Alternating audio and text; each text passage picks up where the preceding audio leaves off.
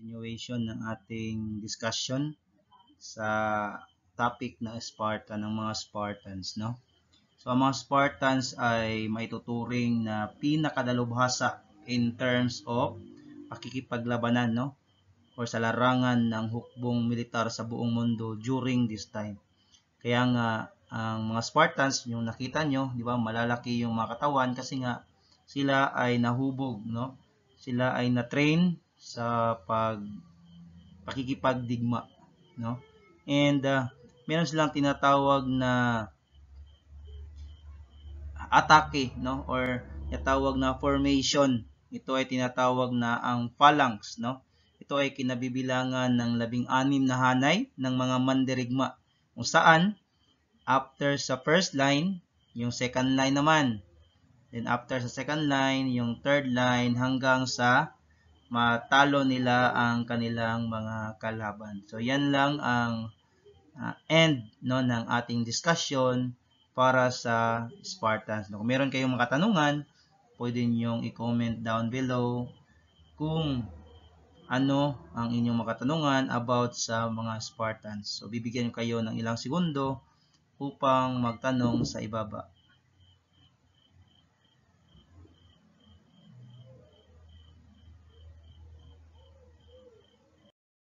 Okay, salamat sa mga katanungan. So, proceed naman tayo sa next topic. No, after sa Sparta, proceed tayo sa kanyang katunggali or karibal, no, sa Greece, ang lungsod, estado, or ang pulis ng Athens. Ang Athens ay umusbong sa lungsod, estado noong or sa Greece, sa peninsula ng Greece noong 600 BCE or before Common Era. Hindi akma ang lupain ng Athens sa agrikultura, kung kaya't ang mga mamamayan nito ay nagmimina ng mga mineral, no? Gumagawa ng mga palayok o ceramics, nangangalakal gamit ang sasakyang pandagat at nangingisda. So hindi gaya ng mga Spartans, sila po ay nananakop, no, ng ibang lugar. Pinalawak ng Athens ang nasasakupan nito sa pamamagitan ng pagsasanib ng ibang lungsod, estado sa ilalim ng kanyang pamamahala.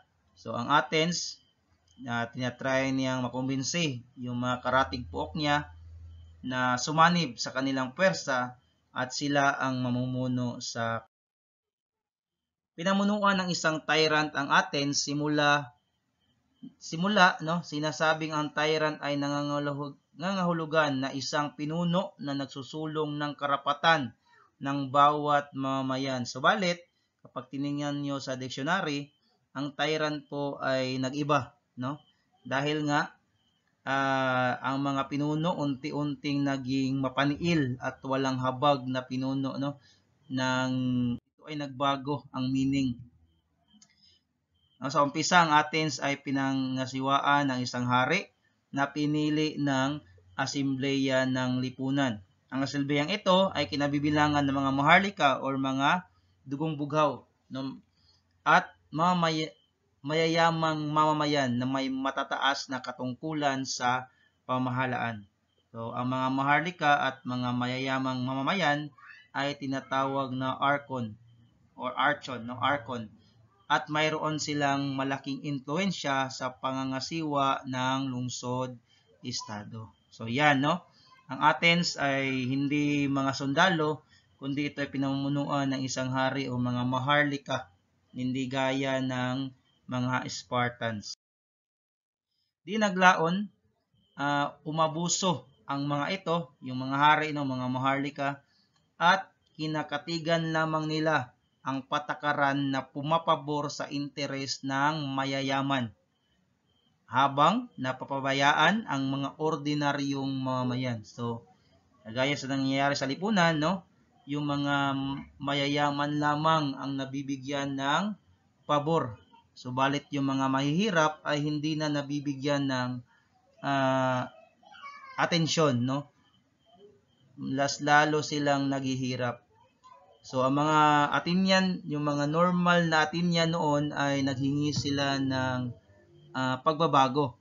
Kaya, merong isang aristokrata na si Draco, siya ay isang mambabatas, no, or isang senador, kung saan siya ay nagpanukala ng batas na naglayong baguhin, no, ang pamamahala in terms of balance, no.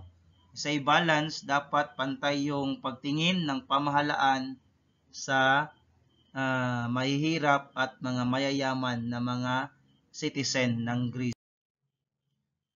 Okay. Subalit, no, hindi nagtagumpay ang nasabing paraan dahil si Draco ay itinuring na isang mapaniil na batas, no, sa kanyang nagawa. Naganap ang tunay na pagbabago sa lipunan nang nahalal naman si Solon noong 594 BC. Ano ba ang ginawa ni Solon?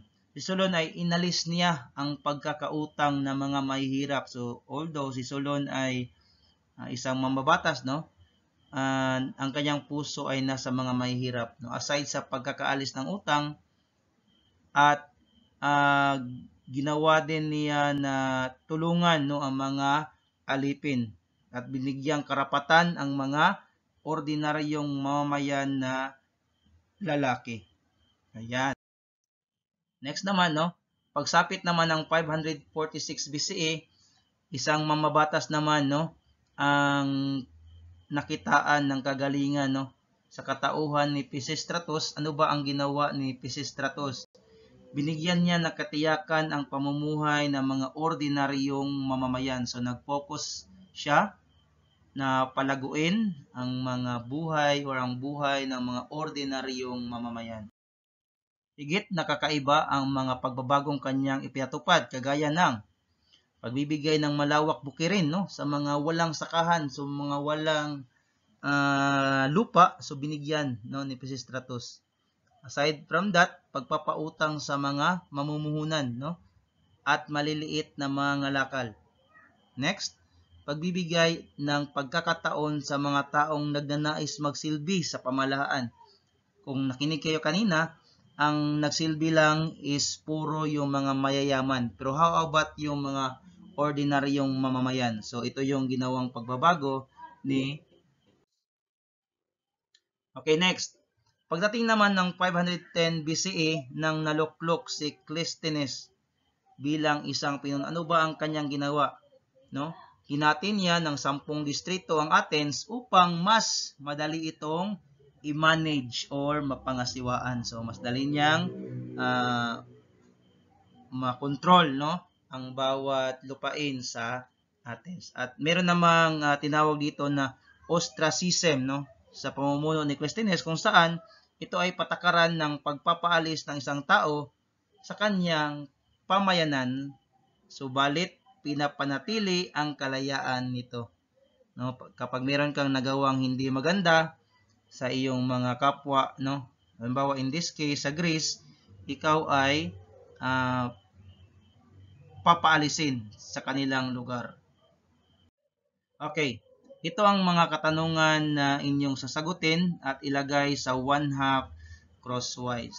So bibigyan ko kayo ng ilang minuto o segundo para kopyahin ang mga katanungan, or pwede nyo ring i-pause ang mga katanungan at ito ay sagutan sa 1/2 crosswise at ipasa ngayong Monday.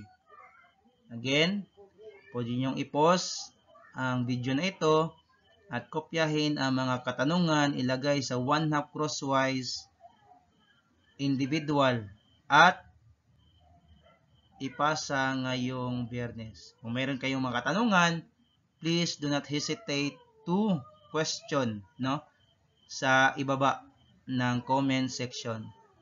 So, kung wala nang katanungan, yan lang po at maraming salamat.